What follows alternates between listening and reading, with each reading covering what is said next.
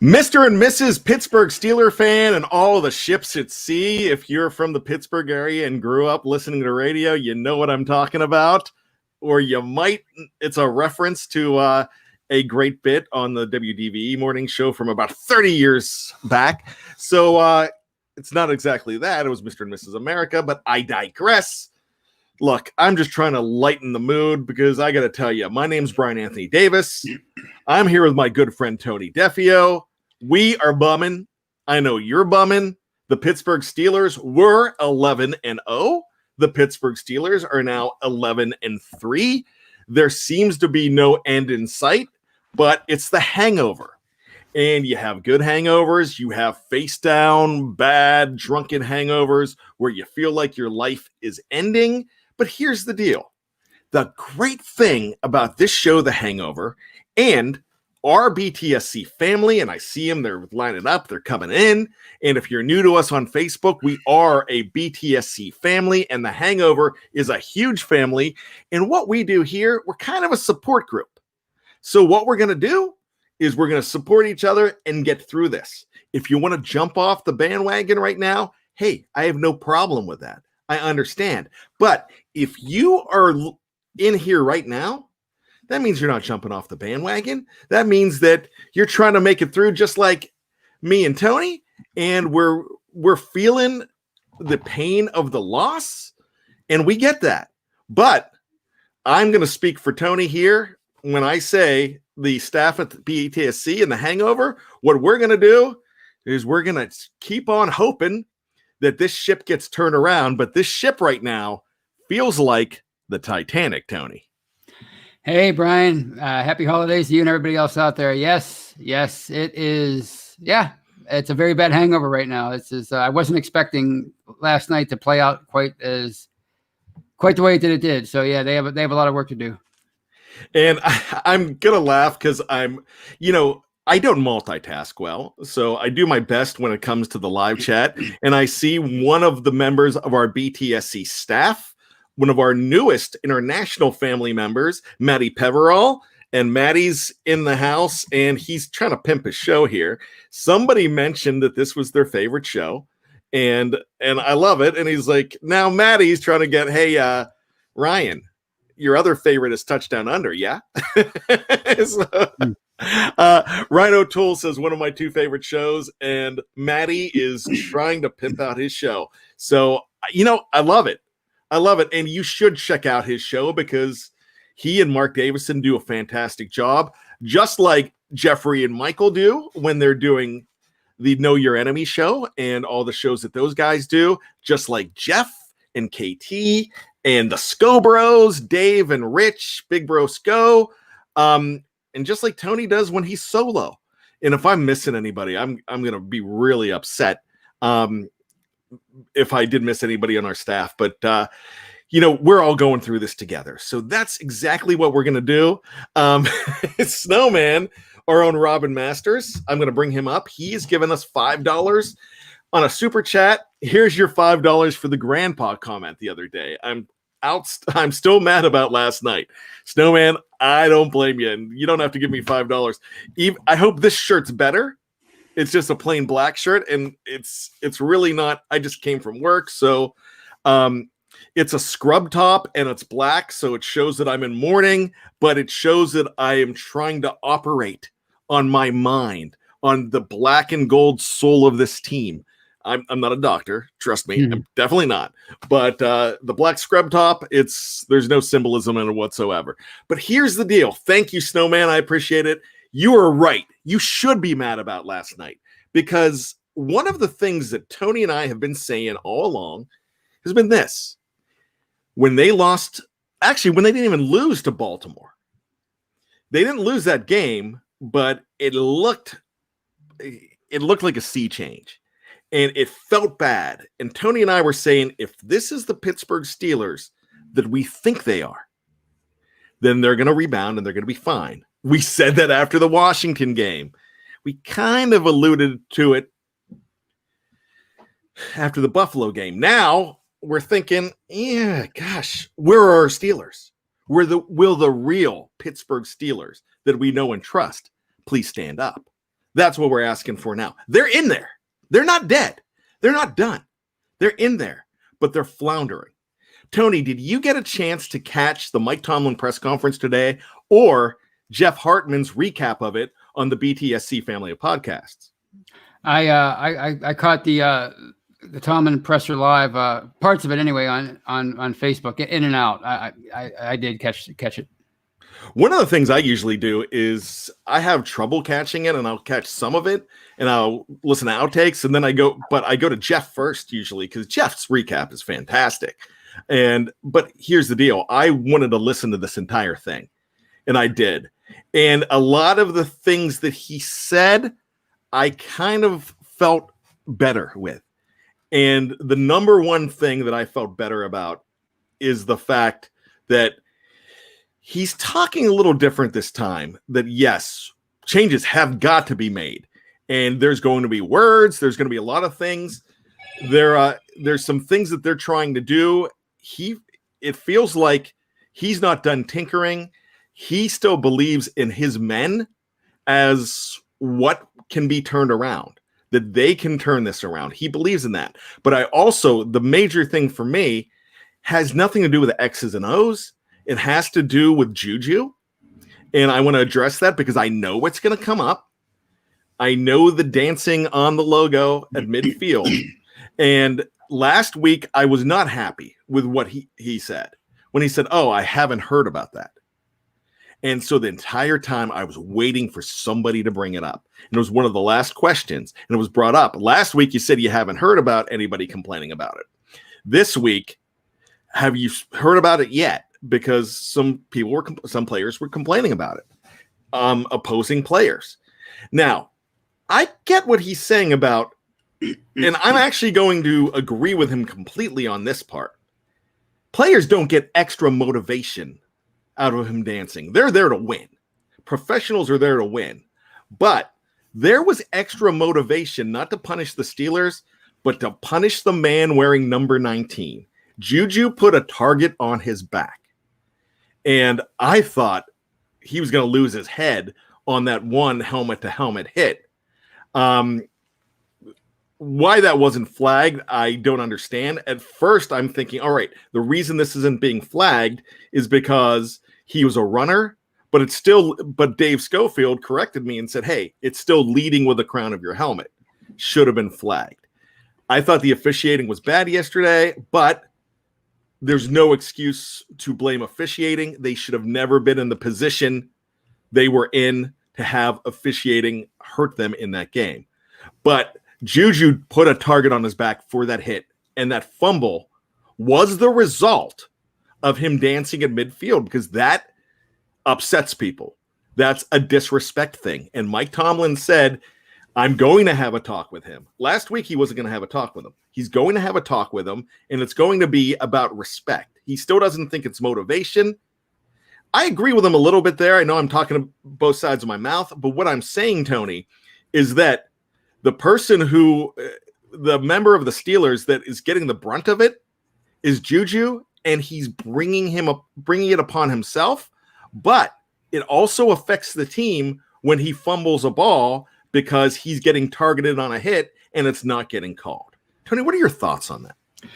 Yeah, it doesn't really bother me all that much. Like, I don't think it matters in the grand scheme of things. But, when you perform the way they've been performing the last 3 or 4 or 5 weeks, you bring it upon yourself.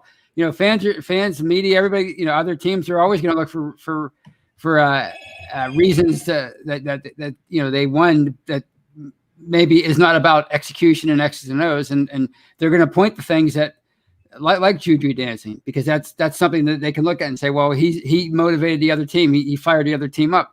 So he only has himself to blame for performing poorly. I mean, if you want to do that, fine, but when you lose, this is what's going to happen. This is going to be the fallout of those actions, and this goes hand in hand with a 3-game losing streak. People are gonna mention this. They're gonna talk about it. It's gonna dominate radio shows. It's gonna dominate podcasts. Fans are gonna talk about it. They're gonna tweet about it. That's what happens when you play the way they've been playing, the way he's been playing. He's not the same player he was earlier in the year. He's playing. His performance has dipped. The whole offense's performance has dipped. So, I mean, Mike Tomlin has to address it. He has to address a lot of things. And if this is causing the other team to get fired up, if you're winning, who cares? But if you're losing, then you have to go to Juju and say, maybe we shouldn't do this anymore. Exactly. And that's exactly what he says he's going to do, because it's more about a respect thing. He's downplaying the fact that it's an issue where they're more motivated because of it. Yeah, I kind of agree with him on that. I don't think they're more motivated because of it. But the one thing that they're motivated of is kill Juju. And that's it. Right. Those guys see the 19. They want to crack them. And that's the thing, because it's a disrespect thing. Even though I don't think Juju is doing it out of disrespect. It's his brand that he's trying to build, but there's negative ways to build a brand, and I just don't think he's thinking that through. And this is where Mike Tomlin shines in these kind of conversations that we don't even know about. Right. And when I say he shines, how do I know he does? But there's one-on-one, close the door.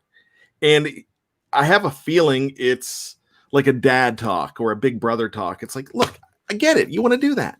No problem. But here, look at how you're being viewed now.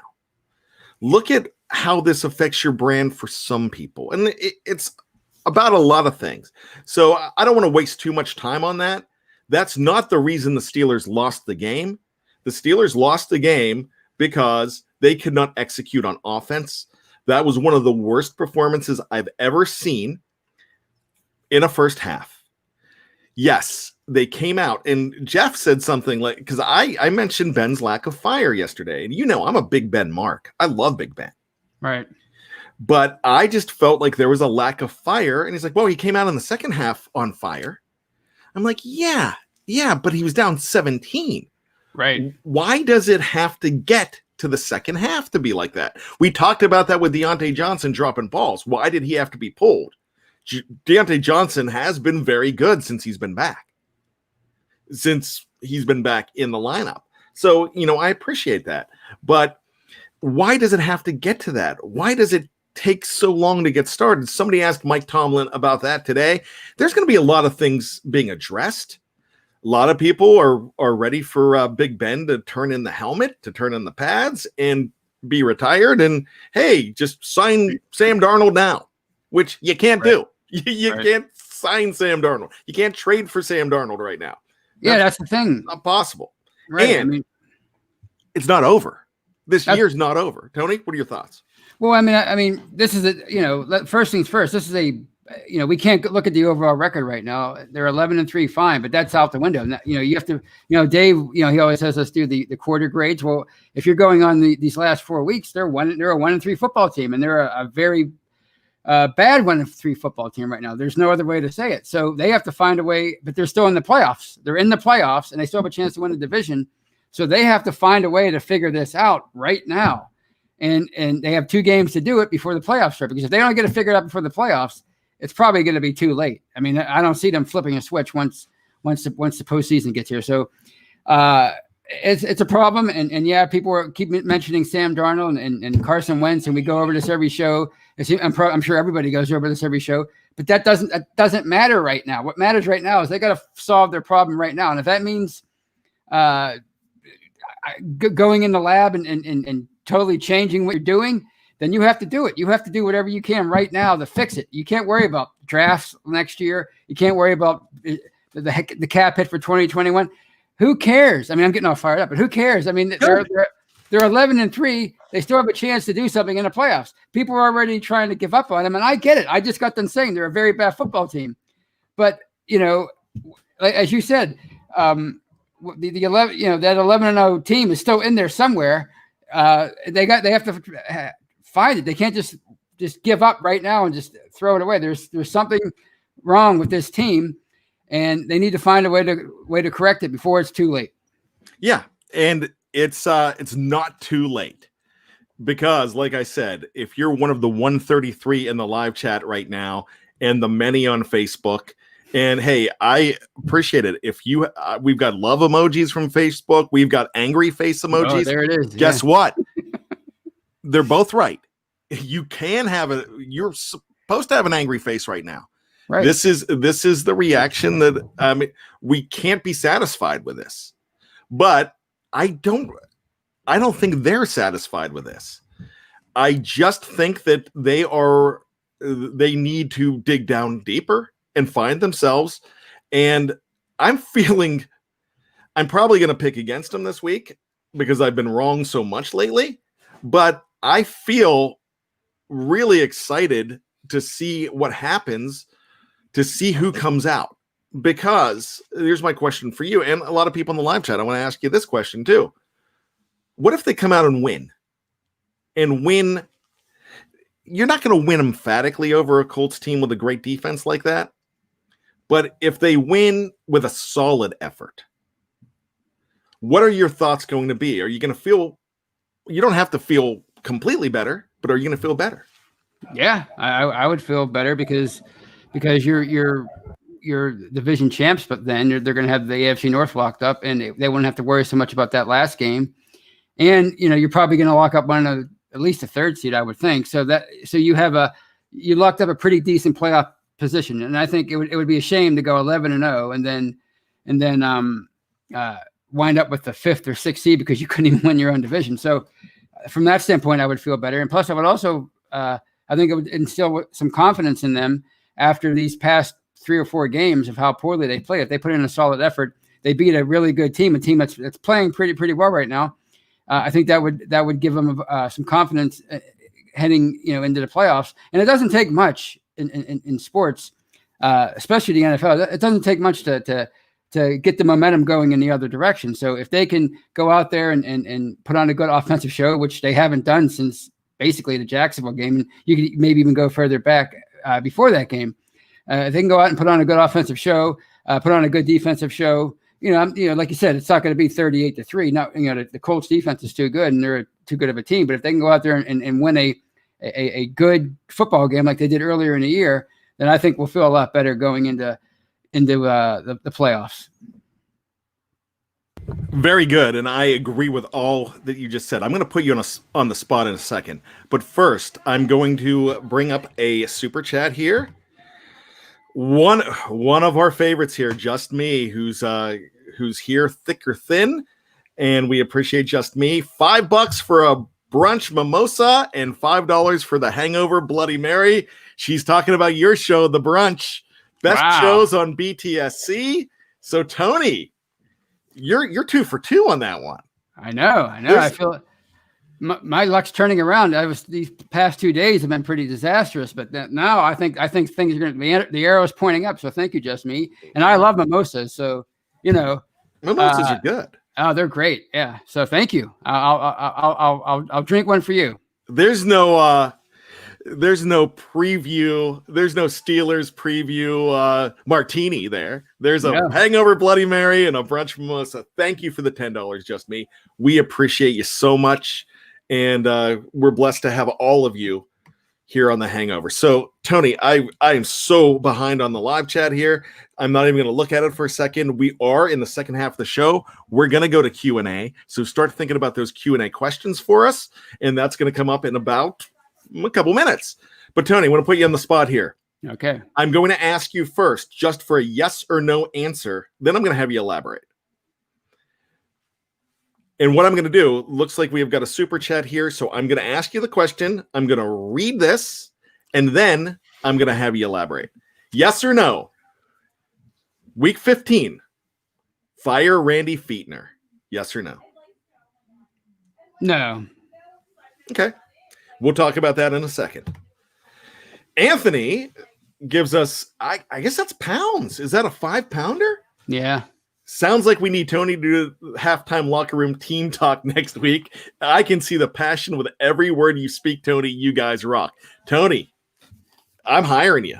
Look at that. Yeah. And you know what? I mean, if you listen to the Steelers pregame show with myself and KT Smith, KT is a champion. his team, he's a high school football coach, head coach. Yeah. And they just won the,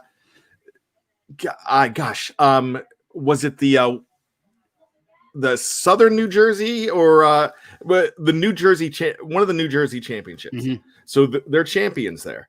And he said to me that I could come in halftime and talk. But I tell you what, with that speech, we're going to have both of us might have to go up to New Jersey next year and talk to these guys. That's right. And the funny part is I don't respond well. I don't respond to speeches. I'm more like a Jack Ham type. Just tell me what to do and I'll go do it. That's how I am. But maybe I'm a giver, but I can't receive. Who knows? I got to tell you this, Anthony. Thank you so much. We appreciate it. And I'm guessing Britain because that looks like a pound. Maybe I'm completely wrong. Let us know. So I got to tell you this real quick. I'm a speech guy. Mm-hmm. I give speeches like crazy.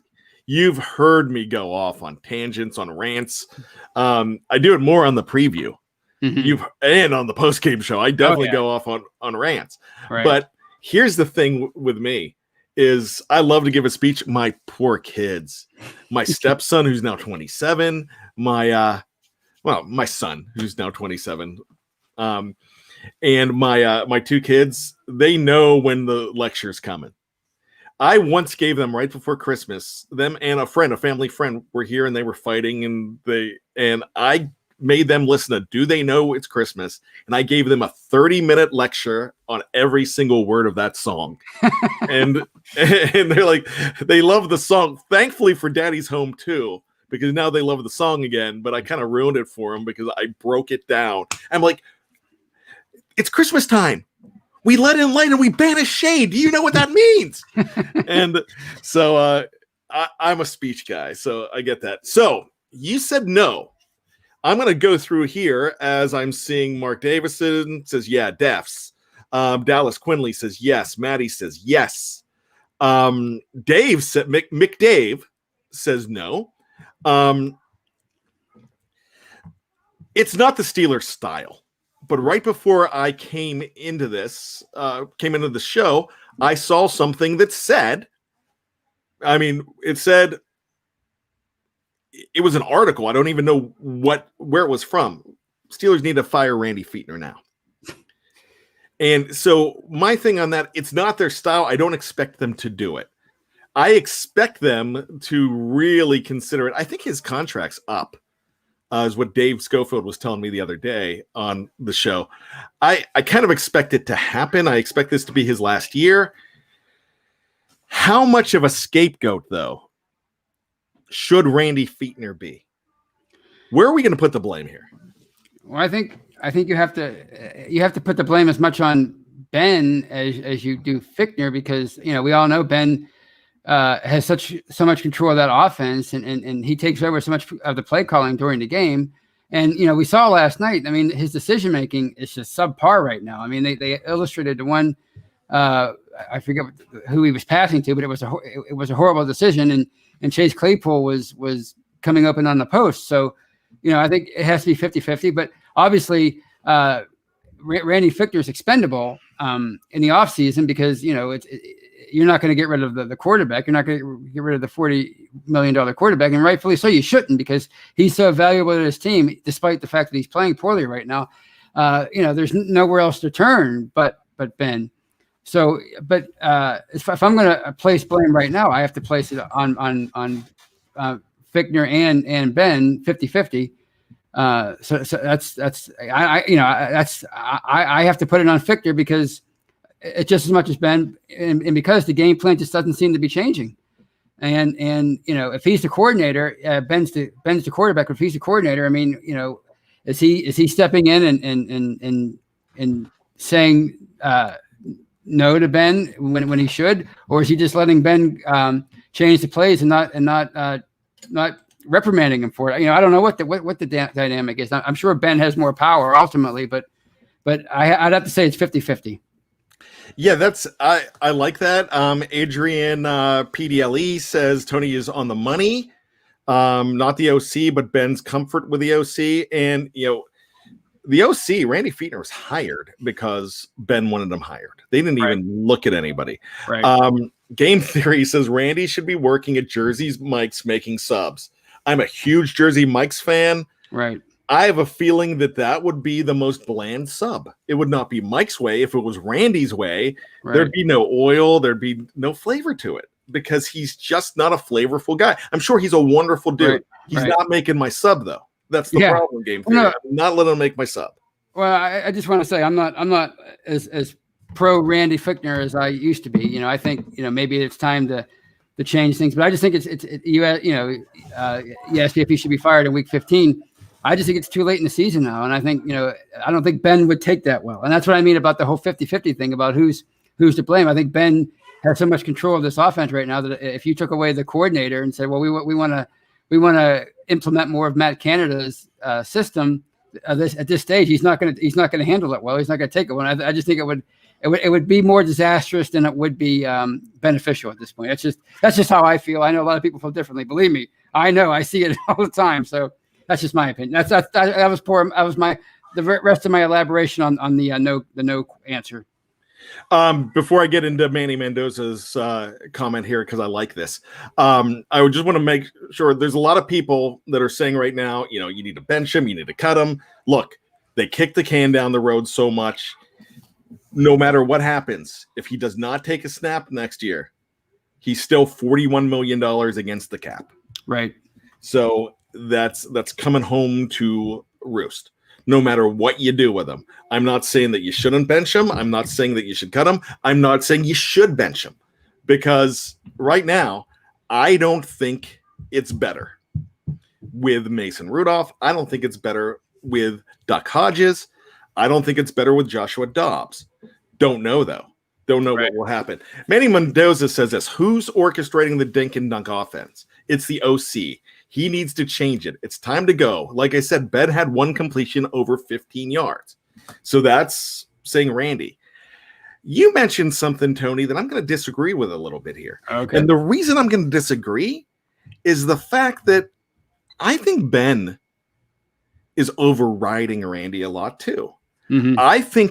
I don't think, and I've said this for a long time, Randy Fichtner might have the title, but he is not the offensive coordinator. Right. And that's the problem. He is not the offensive coordinator when Ben is in there. And that really showed up last year because they didn't know what to do. Randy didn't know what to do because he's so used to Ben taking care of things. He didn't know what to do with a young quarterback and an inexperienced quarterback. And he threw him under the bus a few times, in which I was really disappointed in. But that's the thing. I think Ben is kind of over the whole Randy thing because what happens is there's a lot of thrown under the bus. When Ben says against Dallas, I started drawing up plays in the dirt with his team, and Randy's like, "Nah, we won the game." No. But when they lose, it's like, yeah, Ben's calling the shots. But when they win, oh yeah, I'm doing that. So it's really funny. But Manny, I agree with you. He has orchestrated the dink and dunk. I think we're at a point where there's a power struggle. So I'm just really not sure anymore. Just Me says, can we win a playoff game this year if our last playoff win was versus Flacco? When was our last playoff win? That was against Alex Smith, the Chiefs game. Maybe she's saying that maybe if it's against Flacco, we can win. I mean, that's a possibility. Thank you for the $5, Just Me. We really appreciate you. Gosh, I got to tell you, this is absolutely crazy. We're going to go to break, but before we go to break, we're going to take another super chat here, and it's Ryan O'Toole. $10. Thank you so much, buddy. Appreciate it. Love this show. Hope you guys at BTSC have a great Christmas. Put this $10 towards a Grogu, a baby Yoda doll for Jeff, or some brunch bacon. There you go. I love it. I tell you what, it's Defiance now. And Dave Schofield said the same thing about Die Hard. Everyone's saying he should watch Die Hard, so he hasn't watched it because he wasn't allowed to as a kid. It's just Defiance for Jeff now for it too. We've had some bets. We're gonna make him do it because I know I am a huge Star Wars guy. I've seen everyone in the theater first run, and it's a huge thing. Dave's known more as the Star Wars guy, and he's a diehard himself. We're going to get him one of these days. We're going to get him to go ahead and do that. What we're going to do right now, we're going to go ahead and take a break. And if you are on YouTube or Facebook and checking us out, stick around, take a drink, sigh, do whatever you need to do, stretch. That's what we're going to kind of try to do. If you are listening to us right here on any of our family of podcasts, what we want you to do, go ahead, download Hangover number 2. We are going to come back. We're going to continue our support group. We're going to have lots of fun and make you feel better going into the holiday. So stick around. Part 2 is right after this. All right, welcome back to the Steelers Hangover. My name is Bryan Anthony Davis. This is Tony Defeo. Woo! Anthony squared. If we had another Tony on here, it would be Tony, the old early 90s group. Tony. My wife loves them. Feels good. Yeah. All right, you didn't need that. That's my bad. And now you're taking my nickname. So I'm loving it. You know, guys, here's the thing. John says, hey, Tony, hey, Bad. Love it. Appreciate it. We're going to go into the Q&A section of the show right now. We've got about 10 minutes left, 10 to 15 minutes left. And so go ahead and throw those in. We will go ahead and answer those questions to the best of our ability. Before we do that, Tony, what do we got to do? Oh. What's the fix? You're hired. You're the new offensive coordinator. What's the fix? I mean, I keep going back to the intermediate throws, like everybody else. I mean, I think they have to try to find a way to keep these defenses honest. That's the first thing I would try to do is the stuff that they were doing earlier in the year. Jeffrey Benedict, his film rooms last week, he pointed out really succinctly how the other teams, starting with the Ravens, have taken this short passing game away. So you got to try to find a way to scheme against it. And the only way I can think of is attacking the middle of the field, down the field. I mean, obviously I'm no expert, but that's what I would do. But the question is, can Ben, what's wrong? What's up with his decision making? Because it doesn't look like it's like we talked about last week. It looks like it's 2 steps, throw it, 2 steps, throw it. That's all he wants to do right now. And he almost looks like he's skittish in the pocket, which is so unlike him. So I would tell him, if I'm Matt Canada, if he wants to listen to Matt Canada, the quarterback's coach, I would say, look, Ben, you got to trust your offensive line a little bit more. You love these guys, and it's hard to do nowadays because I know they're not playing it. This is not their finest moment at all. They're off the offensive line, but I would tell him that you gotta read through your progressions a little bit more. That's I would start with the intermediate passing game, attacking the middle, and telling Ben to settle down in the pocket. When I never thought I'd say that, that's what I'm saying. He's got to settle down in the pocket and stop being so skittish. And you know what? I asked the question and then I read it. Mrs. and Mr. Steeler says, what do we do now? So you just answered that. Great job. Look, we are not X's and O's guys. Tony and Bad, we are not. And we never claim to be. We've got those. We've got Jeffrey Benedict, KT Smith, Dave Schofield, to name a few, even Michael Beck. Michael Beck played college football too. Right. You have those guys that are very good at that. We are more excitement and ecstasy and oh no guys. Right. That's what we are. Right. We're more painting the picture. So those are our versions of X's and O's. Ecstasy and oh no. And that's it. And it's not the dirty ecstasy. It's just like, and it's not the drug ecstasy. It's what it is. It's just like we're more of the flavor, the picture, and that's kind of what we do. The feel that's kind of our thing. Right. So this is a great question. Thaddeus Kennedy, Bad Tony, does Kevin Colbert come back next season?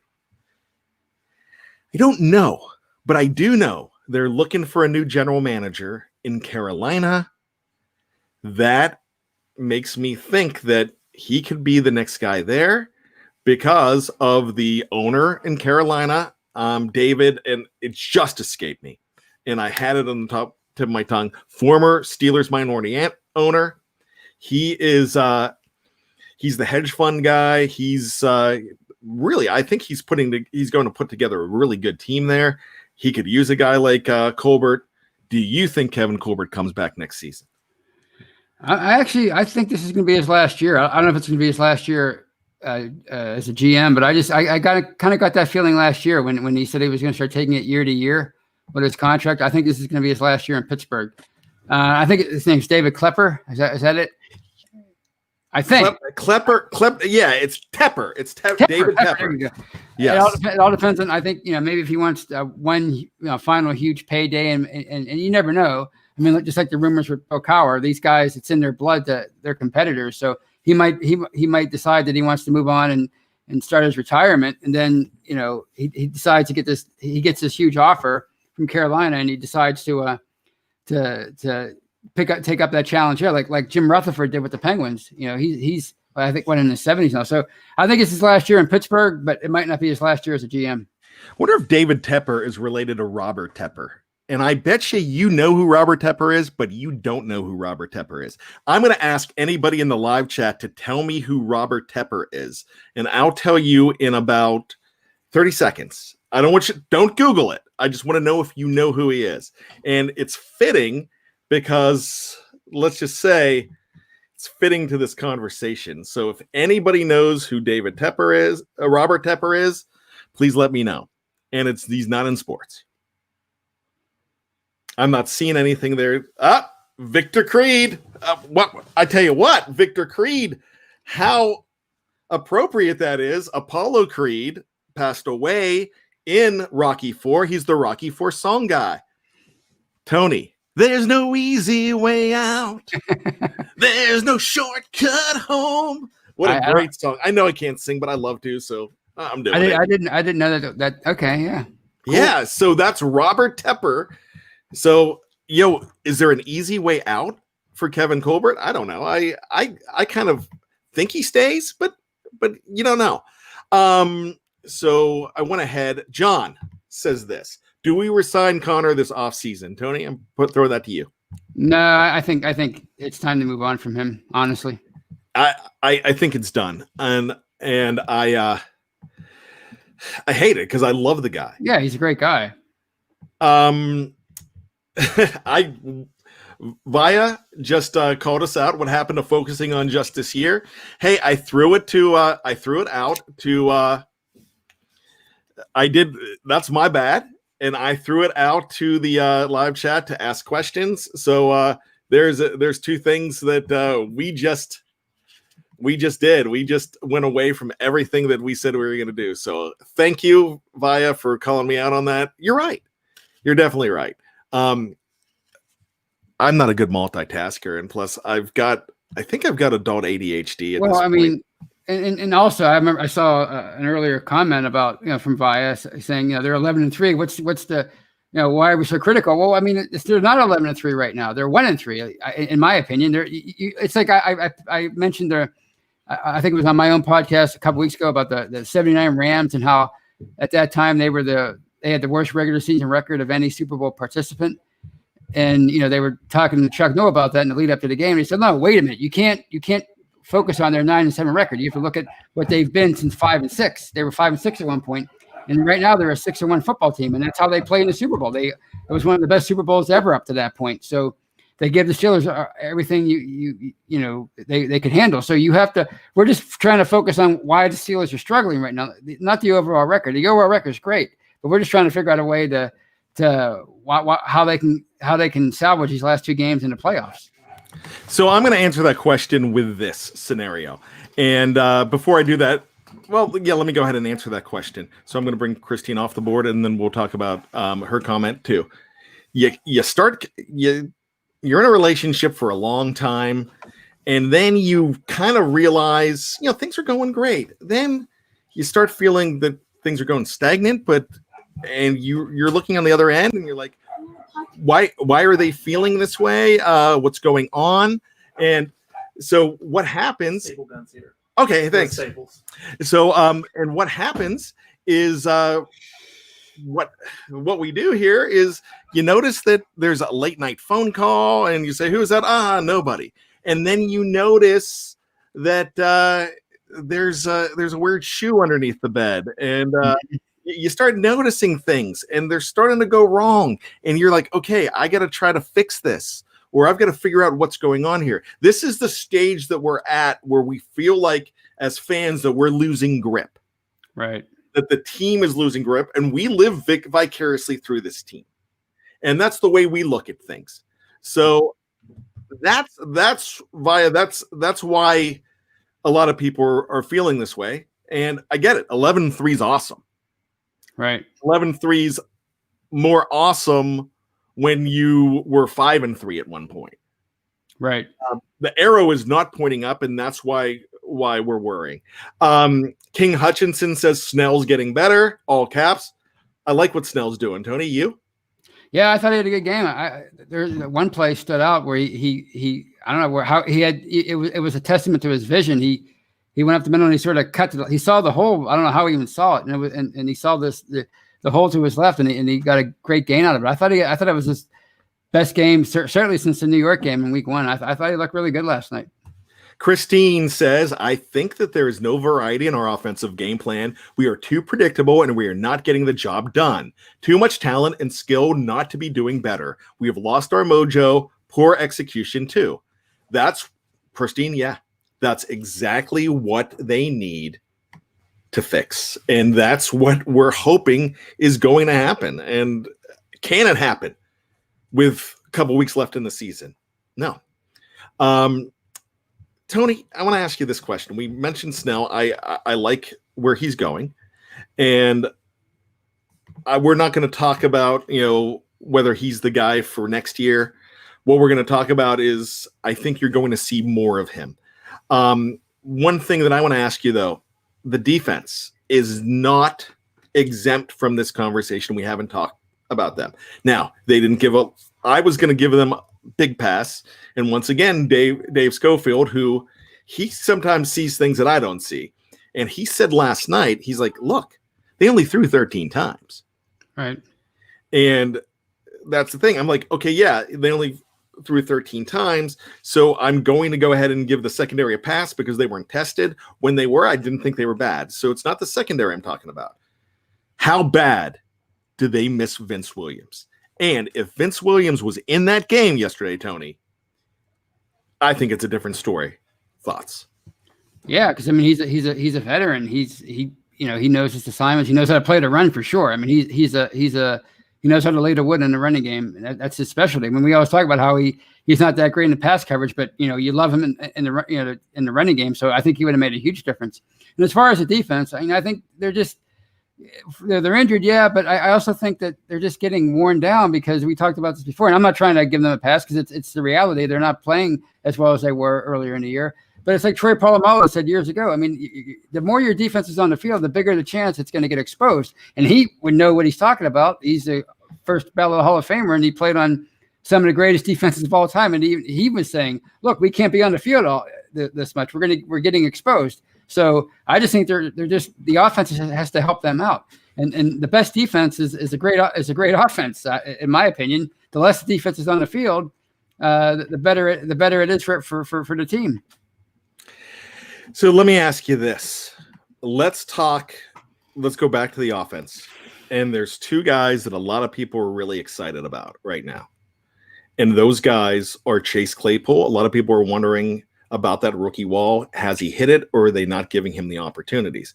I thought he looked better in the opportunities they got yesterday. Somebody put it in earlier. It wasn't a super chat, but it was one of those, who would you trust more going forward as a top option right now? Would it be Chase Claypool or James Washington? I would have to go with, you're asking me? I would have to go with Chase Claypool. I think I love James Washington. I think he deserves more playing time, but I think Chase Claypool is just such a dynamic weapon and such a physical mismatch for so many defensive backs. I think you have to keep him out there. And I think, if he gets that, if he connects with Ben on that post pattern yesterday, it changes so many narratives about that rookie wall. So I would have to go with Chase Claypool. Brad Jewett says this. I was going to save this to the end. We're coming up on the end. When in a season have we not experienced adversity? It's inevitable. I'm just looking forward to how we're going to respond, and I'm excited to support the team we got. That's it. And look, if you're in the live chat right now, if you're watching this show, you're supporting the team. There's just different levels of pessimism. And hey, you've got every right to be pessimistic right now. I don't know if they're going to win another game. I believe in my heart that they're going to do everything they can to do it, and I'm going to support it. But that's just my thought there. I just don't know. The offensive line needs to find a way to get better. Wow. Yeah, we got one yesterday. So I've Mrs. and Mr. Steelers. So I'm going to go ahead and find that and bring that up. And wow. I'm glad I wore this shirt today. Yeah. Blue's one of my best colors. Mrs. and Mr. Steelers, $100. Ties a record now because the record was set yesterday. And Mrs. and Mr. Steelers, who we appreciate you so much. And we appreciate everybody in here. I love the show. It's great to catch it live. Keep up the amazing work. You all truly feel like family. Merry Christmas. I'm also with Jeff, even though Mr. Steelers loves Star Wars. I have not and will not watch them. I respect that. We might try to turn you around, but thank you so much for the $100. We really appreciate that. Look, everybody that's on here, we love you and we are a family. And that's what we try to do here because this is a support group and you love your Steelers. And that's it. We were talking about a different level of pessimism, a different level of feeling. And you know what, for me, let me bring up Star Wars. And it has nothing to do with the movie. But why do we go to movies, Tony? To escape and see a positive ending. I remember we went opening weekend to Independence Day back in '96. And the woman that I was with at the time was like, that's stupid. Never would that happen. Would the president jump in a plane like that? And that was just a dumb movie. And I'm like, look, I went for the last 2 hours to escape life. And that was awesome to me. I enjoyed it. I felt great at the end. I play that speech over and over again. That Bill Pullman president speech is awesome. And I love it. And I'll probably be breaking it out one of these times. I'm going to get that speech down, just like my Jack Nicholson speech, like from A Few Good Men. I'm going to bring it down, but we get lost in stuff. And that's why we watch the Steelers. And that's why we get wrapped up in the Steelers. And it makes us feel better. Right. And that's the thing. And that game was really crucial in the bad house yesterday, and I'm going to explain that towards the end of the show. Ryan O'Toole, $5. Thank you so much, Ryan. We love you, man. Thanks. If the O-line was better, the run game would be better, and Ben would have more time to make decisions. There's so many things. You're right. There's so many things. It still has time to come together because these are still the same individuals working together as a team that did this earlier. So there you go. Ryan O'Toole says big money from Carlisle, PA tonight. Ryan, are you from Carlisle? Because that means you're like 35 minutes from me, man. How about that? That's awesome. Yeah, that's awesome. I'm in Maryland, but I'm close. So here we go. Let's wrap things up here, Tony. I do want to go ahead and bring up what happened in the bad house yesterday. So last week I told you about a rough story with my nephew. It's been a bad week for pets.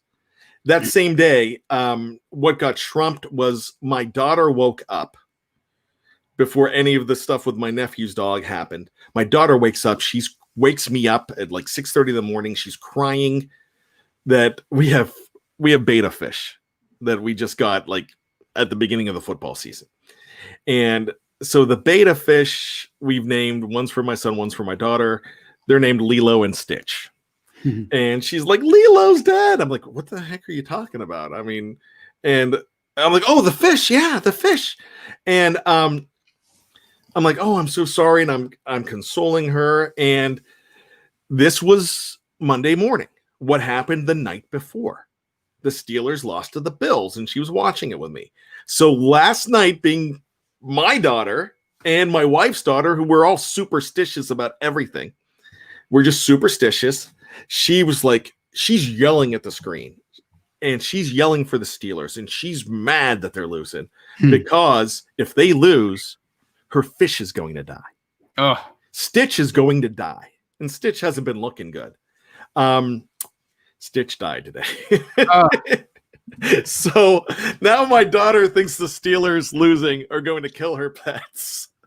And I mean, don't know how to fix that. I'm trying. Maybe Fichter should be fired now. I mean, maybe Fichter should be fired if that's the case. Wow.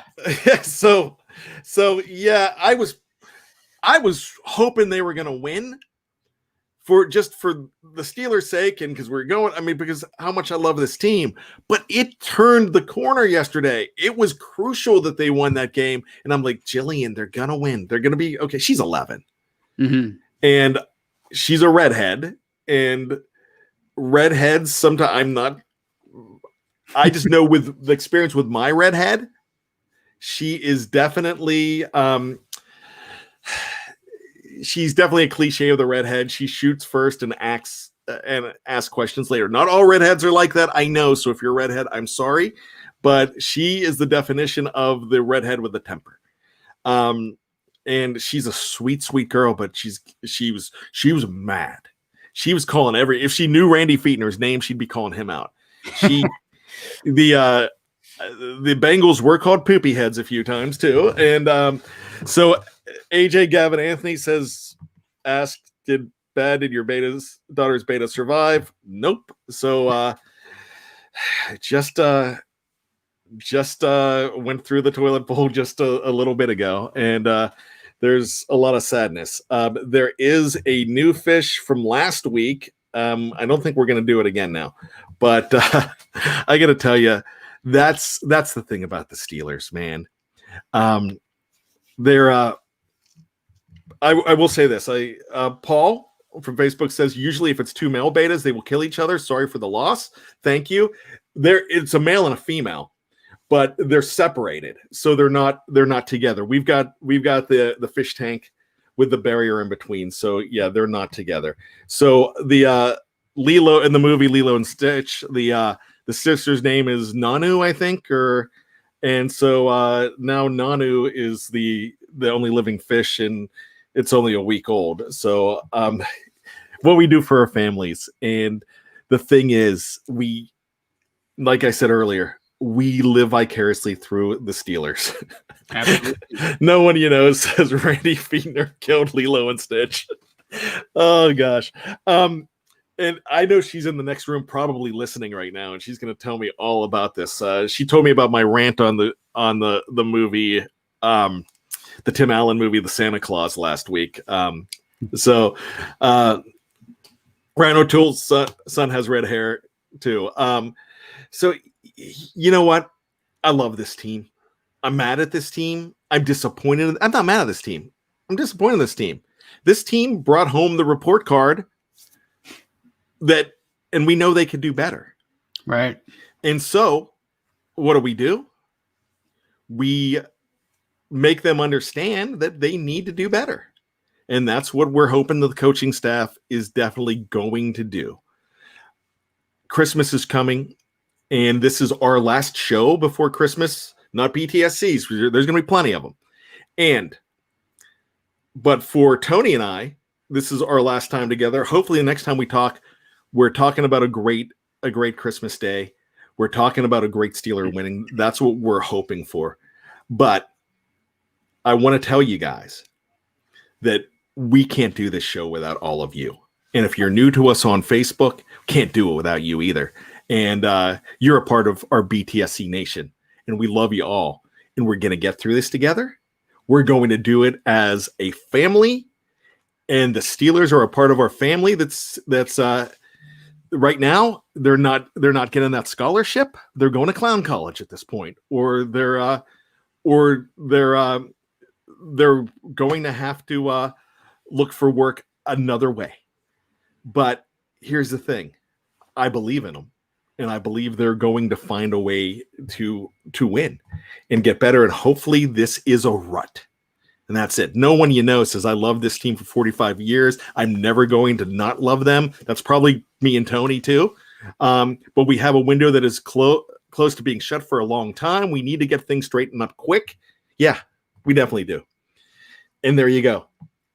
Mrs. and Mr. Steelers says they are sitting at the kids' table. And you know what? If I wasn't Mr. 2 a.m. Via or Vaya, you got to let us know. Do it phonetically because I don't want to keep messing up your name. He says preach. Yeah, I would have been a preacher, but some of my 2 a.m. stories will make me that the preacher that's in the tabloids, I guess. Not now, but the stuff I did in the 90s, yeah, I'd probably be like that. Brad Jewett asks, is Stat Geek still tonight? Scobro show's tonight too, yeah. So you'll get the Scobro show. You're going to wake up tomorrow to Let's Ride. Know Your Enemies tomorrow night. On Thursday, it's Christmas Eve. We're going to do an early edition of the preview right around noon. And then we're going to enjoy with our families. Now, Mrs. and Mr. Steelers just stole my thunder. Tony, I loved your Christmas podcast, the tape recorder. I was going to talk about not just Tony's, but everybody's. If you haven't had a chance to listen to these, I haven't recorded mine yet. Mine's the last one. Mine's the only one that hasn't been recorded. Mine's going to debut on Christmas Eve, actually. And only reason for that is because I've been shuffling my feet. I've got a lot to talk about. Tony talking about that 1984 game, that is my favorite game. And that's one of the reasons Tony and I, first retro show we did together, that's one of the reasons Tony and I get along so well, because we've experienced a lot of the same things, and that is one of my all-time favorite games. I have other games to talk about. I'll give it a mention and give Tony a shout out for that too. But here's the thing. These shows are phenomenal. I've had a chance to produce a lot of them, so I've heard every one of them. I haven't heard Matty Peveril's. I know it's going to be good. Listen to Mark Davison's. He talks about going to the 2016 Christmas Day game. He's Australian. He's from Australia by himself. And it's a great listen. Jeff Hartman's is phenomenal. And it's you just talk a little bit about the Steelers, but we want to know about the Christmas traditions, because remember, we're family. We're all family, and it's great. That's why we came up with this idea, because my thought was, let's continue to find out who we are outside of being Steeler fans. We're putting that Steeler twist in it because there's so many things around the holidays that you throw the Steelers into. Look, we can't escape reality with the Steelers right now, but I think they're going to pull us out of it too. They're going to pull themselves out. We're going to pull us out of it. So check out all of those shows. We're going to, I'm going to put together an article on Christmas Day, and we're going to have a chance for you to listen to all of them if you want to click on them, but they are a wonderful listen. Big Bro Sco's fantastic. Michael Beck's, I love. Jeffries, I haven't listened to Jeffries yet either. I can't wait. I'm going to check that out. That's going to debut tonight in about an hour. So Jeffrey Benedict's is coming on. Big Bro Sco, he talks about his first ever game the day after Christmas in 1982. And it's a game I remember for not being able to watch because I was in California for Christmas. So it's just, when you think about the Steelers, you think about your life as a kid when you first started watching me, about you're building your traditions around them too.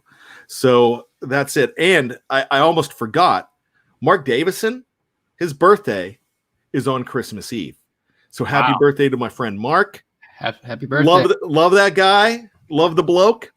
And just, you know what? Love all of you, man. Merry Christmas. This has been a crazy year. This has not been a good year for a lot of people. And I think we just saw something. I didn't get to see all of it. And I just saw, sorry to hear that. So I'm going to go look at it. Richard McKinney, I'm going to bring this up. My mom is a redhead, and yes, she would shoot first. Yes, I miss her. She passed last month. Richard, I'm so sorry to hear that. Yes. And I got to tell you, you know, your mom might be a part of the reason that you're a Steeler fan too. And we've got to keep our relatives and our moms and our dads and our family in our thoughts this year. I wish you the best holiday season. I know it's going to be rough, but we're here for you. And remember the great memories you had. and that's what we're going to do. Speaking of great memories, I would be remiss, and I wanted to save this to the end too. Tony, I know you because we do all these shows together, and we do the retro shows together. And one of our favorite retro shows to do is circa 1995, give or take a few years. Yes, absolutely. Number 91, Kevin Green, passed away yesterday at age 58. And as I get closer to my 50th birthday, which is going to be next year, Tony, you're close too. I've got a couple months on you, about 6 months on you, but I get it.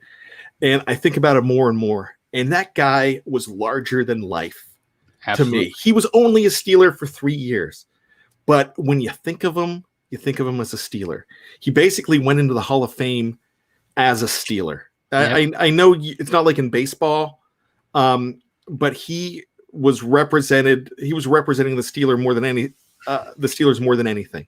Right. And I'm probably going to lose my composure here a little bit because we talked about how we're all family here. This is an extension of our family. And gosh, when I read the news on Kevin Green, I'm like, all right, it's not really showing up. So I'm hoping this is a hoax because it's not showing up on all these outlets.